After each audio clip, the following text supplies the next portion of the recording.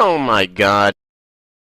Ya ampun, kejadian tak terduga saat bikin Jumat berkah. Hai guys, wis datangi urung. Dino iki aku arep gawe nasi kuning ya guys, nggo Jumat berkah. Iki mau kambil karo kunir ya guys, tak campur terus tak santen. Lanjut. Urip ke kompore, tangkrike wajane suntak santene. Iki resep saka mamaku ya guys. Nah, iki part penting, ojo lali dong salam karo uyah. Lanjut nek wis panas santene dijekurke beras sing wis dikumbahke mau. Cobaan datang pertama ya guys, wadahnya kurang gede. Iki tak ganti soblok. Lanjut nek berasnya wis nyemplung ning nggon santen terus didiamkan saja. Kita beralih ke gawean selanjutnya yaitu goreng endog ya terus guys. Kayak mau endog tak keu ya, iki tak tambahi tepung maizena. Tapi aja langsung campurke nggon endog lho ya. Tepung maizena ini dilarutke dhewe ning nggon mangkok terpisah. Alah yo. Cobaan kedua si pengaduk iki yo nganggo potol barang. Tapi nggak apa-apa, lanjut kita ublah-ublah masukin tepung maizena. Lanjut kita goreng deh. Iki aku arek gawe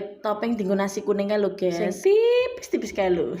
Iki pengalamanku goreng endog nganggo tepung maizena ya guys. Hasilnya ya tidak begitu buruk dan terlihat yummy. Kita kembali ke naskun ya guys. Nek wis rada aset ngene iki cemplungke santen kentele. Lanjut ben nganti ngene iki guys. Terus dipateni kompor. Terus didang. Tapi ra ke video guys. Lanjut iki aku gawe mie ya guys. Lagi-lagi si wajan ini yang nangkring di atas komporku. Ojo batin yo guys, wajan kuwi guriki sing gede maksudnya. Kalau minyak sudah panas, masukkan brambang iris ya guys. Lalu bumbu-bumbu yang terdiri dari bawang putih, kemiri dan uyah.